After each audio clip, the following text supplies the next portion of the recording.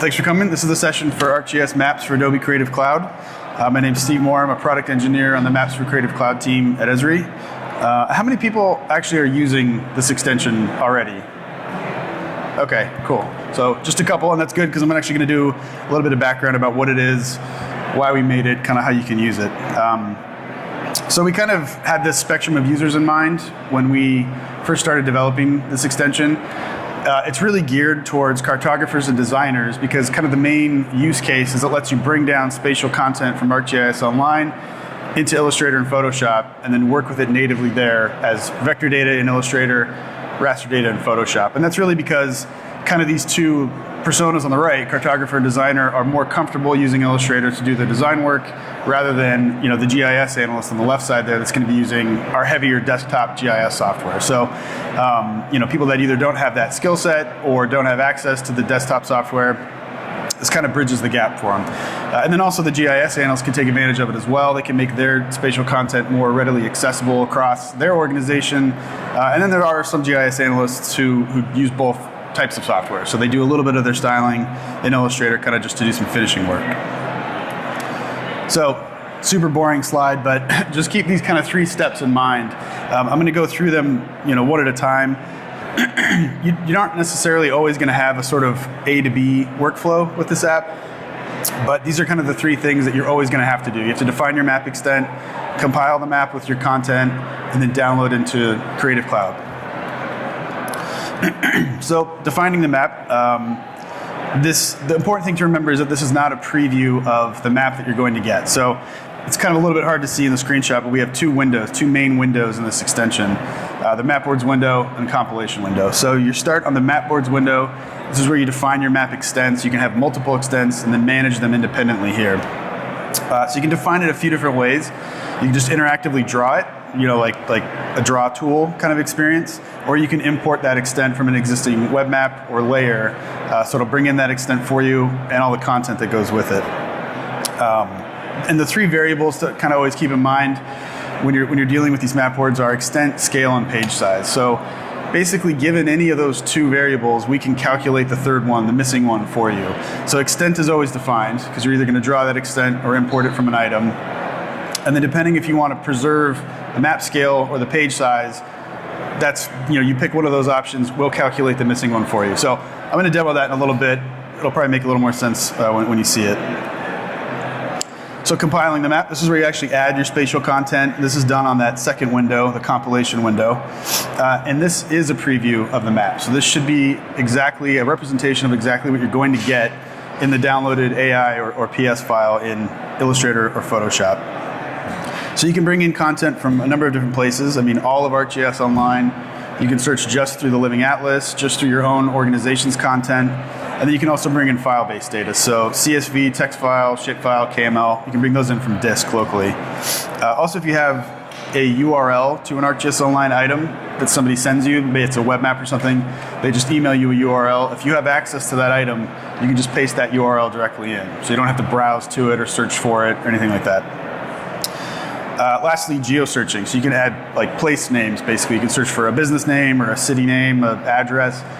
It's kind of like an expanded geocoding experience. And we'll just put graphic points directly on the map for you, and those will come down with the download as well.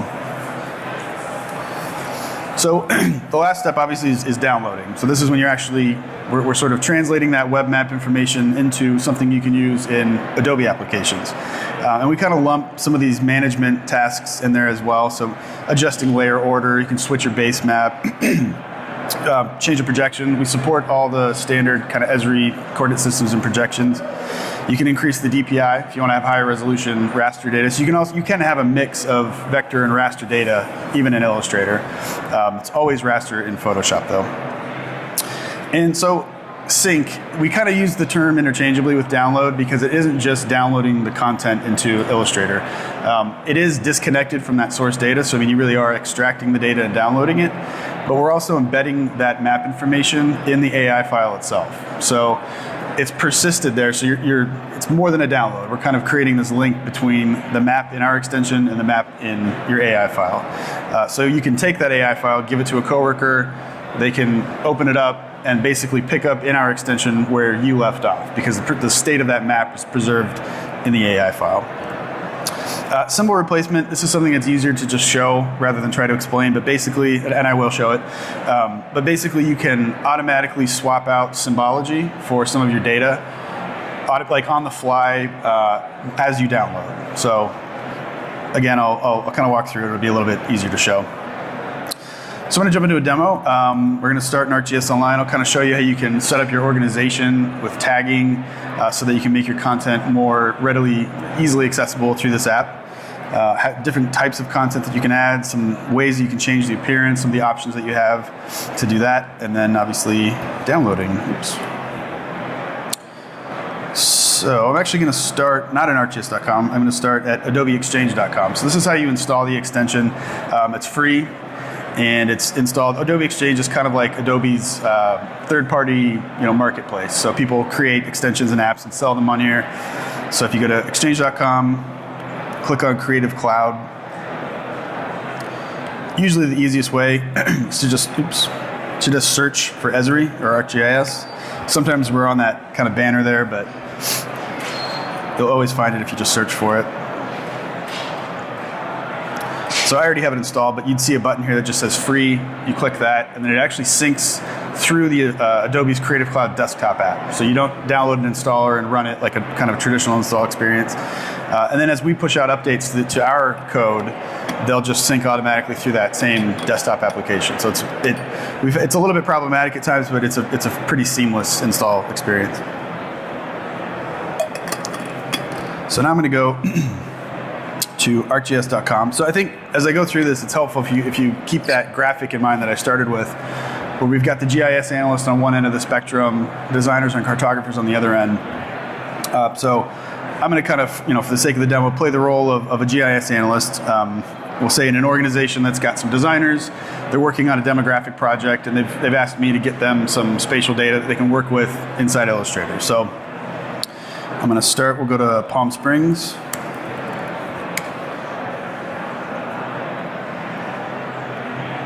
And this is just obviously the ArcGIS Online web map viewer, nothing special here. We'll go in a little bit. And I'm going to go to add, I'm going to browse from the Living Atlas. I'm going to search for the tapestry. This is a layer that Esri maintains. It's basically a kind of a combination of a lot of different demographic data sets and indicators, and we compile them all into what we call tapestry segments. And then we give them these kind of interesting names. So they're like, affluent estates, middle ground, senior style, stuff like that. So it's kind of interesting. If you ever have a chance to check it out, they're actually surprisingly accurate. If you look at a neighborhood that you're familiar with and you look at what description we have for it, it's usually pretty close. So that's all I'm going to add. I'll save the web map.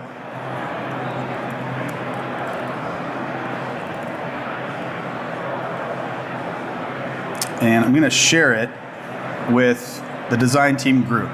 So obviously, all my designers are members of that group. And there's only one additional step that I need to do to make the content available to them. I'm going to go to the design team group, and I'm going to add a specific tag. And you don't have to do this, but it's kind of the easiest way to sort of scalably make your data accessible. So if I add this M4CC tag, when you sign into our app in Illustrator, we go through all the groups that you're a member of, and we look for that tag.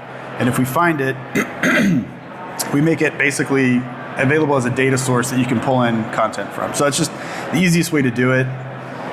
It's easier than sharing individual URLs or something like that with people. So that's all I'm going to do. Now I'm going to go to Illustrator and kind of, change roles to the other end of that spectrum. So the designer, the cartographer. So I've already got the extension installed just to show you where it shows up. It's window extensions right there. And then here are these two windows that I was talking about. So I initially said that you can, draw the extent interactively, or you can import it. So, I could just do this, define everything I want to manually, but because I've already got that web map that was created for me, I can just import. And I can import from a layer or even a file, but I have a web map. So underneath here where I have browse from ArcGIS location, I got ArcGIS Online. I can just search for anything that's out there, Living Atlas, my own organization, that's where I'm going to be. Maps for Creative Cloud, this is an org that our team actually hosts. We just put some sample data in there, so if you just kind of want to play around, you don't have data of your own, it's a good place to get some kind of basic, spatial content.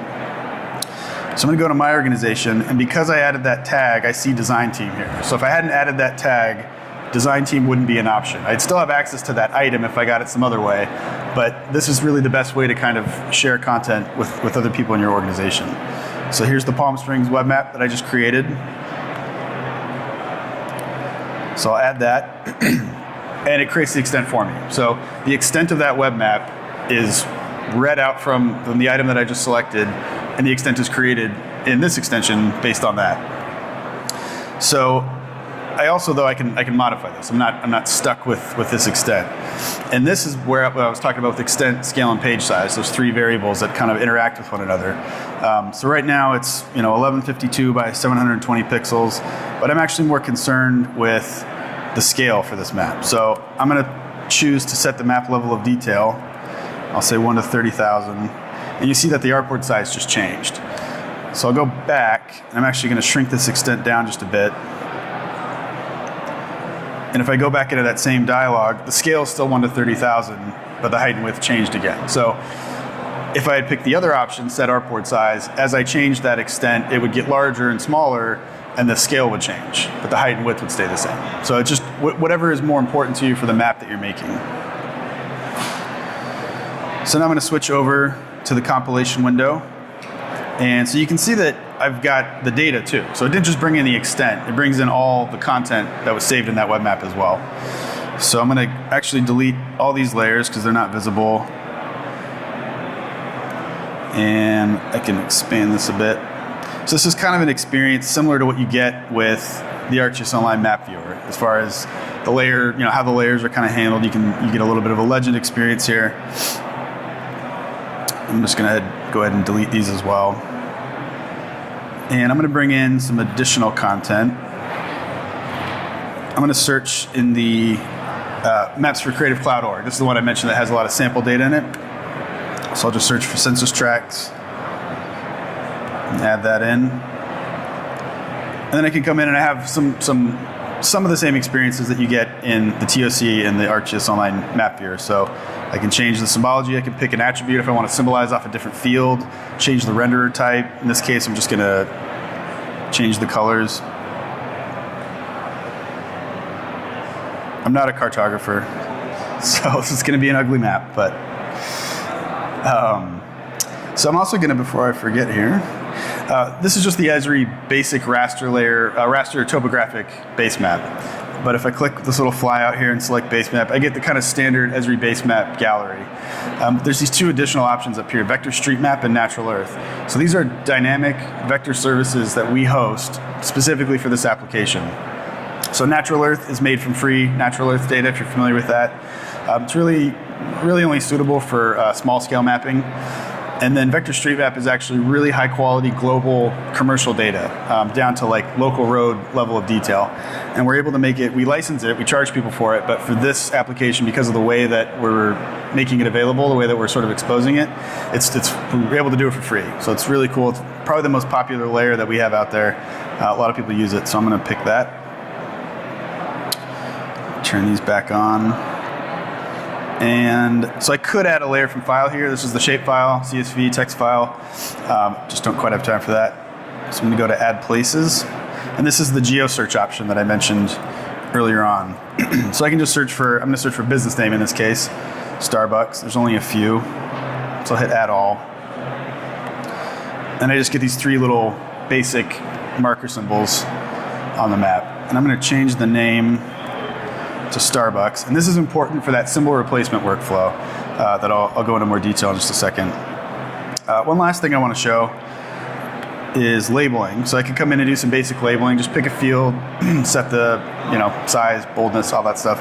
And really the way I kind of tell people, anything you need to do that's data driven, you need to do it here in the extension. So once you download it into Illustrator, you're disconnected from all the attributes in the base data. So you can't pick a field to label off of, you can't pick a field to render off of, you can't change the symbol classes, things like that. I mean, you can kind of maybe hack it in Illustrator, but anything data-driven, it's much easier to do it here. So just getting labels on the map, making them look pretty in Illustrator is a much better way to do it.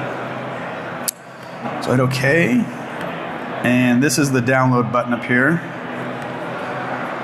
And so basically what's happening right now, we have a hosted geoprocessing service in ArcGIS Online that is pretty much like a heavily customized print service. So it's our extension is looking at the web map that I just made, and it's converting all of that information, all the labels I just set, the symbology I set, the layers I have, the base map I have, and it's compiling it into an object that it can pass to our service, which will then translate it into something that you can bring into Illustrator as actual vector artwork. So yeah, and I mean, once you'll see it when it downloads, after it gets the AI file from that service, we do a lot of post-processing as well. So if you've ever exported to AI from ArcMap, you get kind of a messy layer structure. You have a lot of clipping masks and clipping groups that you have to clean up. Your raster data will be in strips. A lot of times your vector data will get rasterized. There's a lot of like prep work you have to do before you can take that AI file and actually start designing with it. So the idea here is that that we have what we call like a design-ready document. So a designer can just start with this. Either you can hand it to them or they can get it themselves to the extension and just go to work. So let me zoom out a bit. So like I was just saying, I mean, the layer structure, we've got all the labels on a single group layer. Every layer that was in the TOC in my map, in the compilation window, is a group layer here. So I can just turn off all the tapestry, or maybe I only want, a couple of these symbol classes. So I'll turn off all of them except for like middle ground. If I scroll down this North America layer, this is that base map, the vector base map I was talking about. So this is completely editable. So like I've got this polygon over the Palm Springs airport. I know there's more detail underneath it in the base map, so I'm just going to delete that. And I'm not editing the source data. This is all disconnected from those layers that I added. So you're not going to screw anything up. I mean, it's just vector artwork in Illustrator at this point. Yeah, so like too, I have a lot of duplicate labels here. You can see, and it's kind of probably a little bit hard to see, but I have Agua Caliente Indian Reservation about 10 times. So these are all, each label is an individual string, so I can just come in here and turn off all but one, stuff like that. I mean, really anything you can do to vector data in Illustrator, you can do with this data at this point. And the last thing I want to show is that symbol replacement workflow. So you remember I changed the name of that layer, the Starbucks layer, I changed the name to Starbucks. And if I go in here and just fly out to settings and libraries, I have these three options for custom symbols, brushes, and swatches library. So I've already set the symbols library to this AI file, and that AI file contains corporate logos for hundreds of businesses. And I'm going to go to processes. So if I check this on before I downloaded this, what I'm going to show you would have just happened automatically in the background.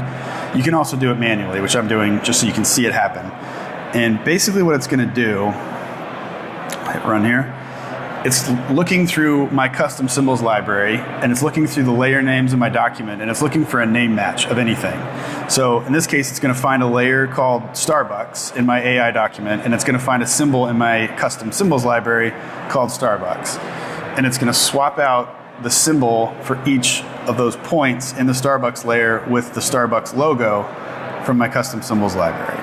So it's really useful for people that have like strict corporate branding guidelines where they've got to use, whether it's corporate logos or it's a specific brush type for roads or color scheme, whatever it is, you can automate it this way. And so it's like if you download the same data and every time you spend 20 minutes changing all these same things, you can just automate it this way. A little bit of configuring up front, but it's really not much. So again, this is just, at this point, oops, didn't get it. Standard Illustrator stuff. I suck with Illustrator, but even I can make something that looks passable. Yeah, so hopefully that gives you kind of an idea. There's a lot more. To be honest, I just don't really have time to get into every detail of it, but the thing that I keep saying and the way that I always sort of phrase it is it's just standard Illustrator workflows at this point.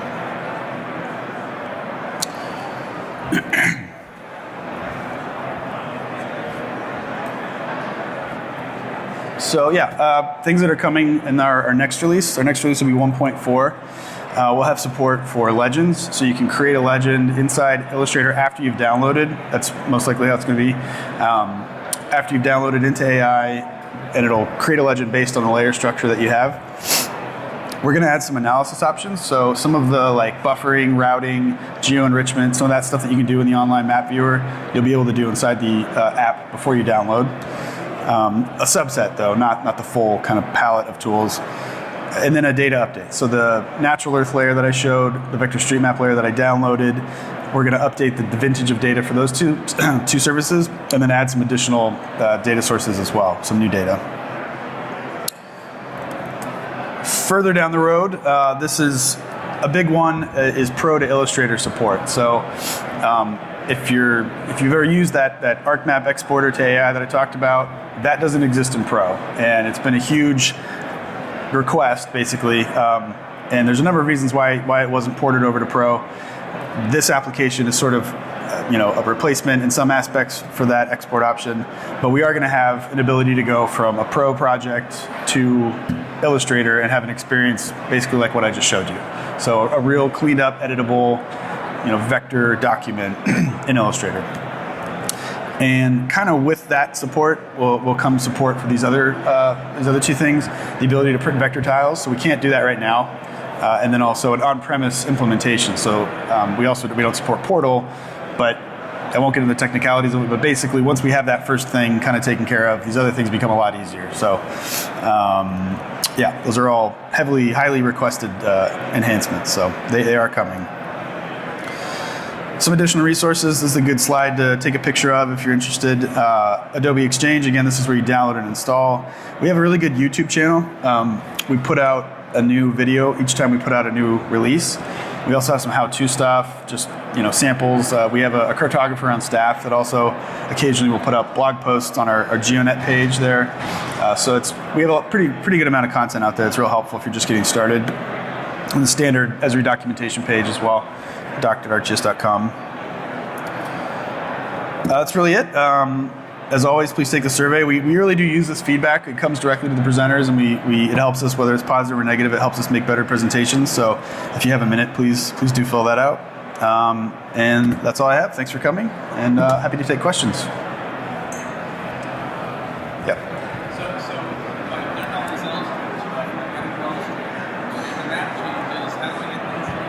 Yeah, so the question was, if you've done all the work in Illustrator and then that map data, the source data changes, what do you have to do?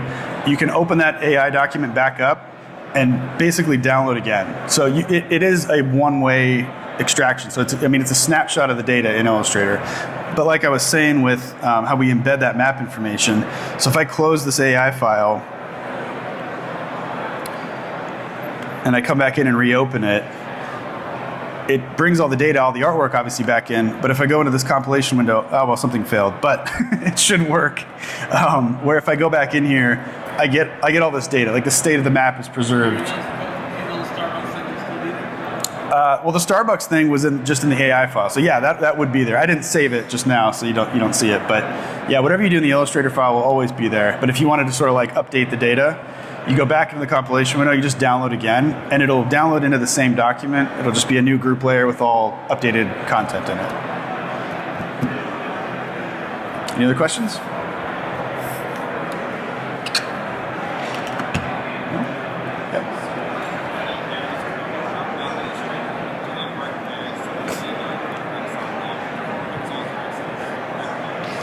Yeah, so the question was, he only uses Photoshop, not much with Illustrator. And are you asking like, what's the experience like in Photoshop versus Illustrator? It's identical. The way that the extension functions, how you create the map, how you add content, that's all exactly the same. The only difference is you get a single raster layer in the download. So like in this case, if you have multiple raster layers that you want to have in Photoshop, you'd add one, download, and then add the second one and download that. Because if you have two raster layers, they rasterize into a single raster layer. So really the only difference is the output. Everything else is the same. It's raster versus vector.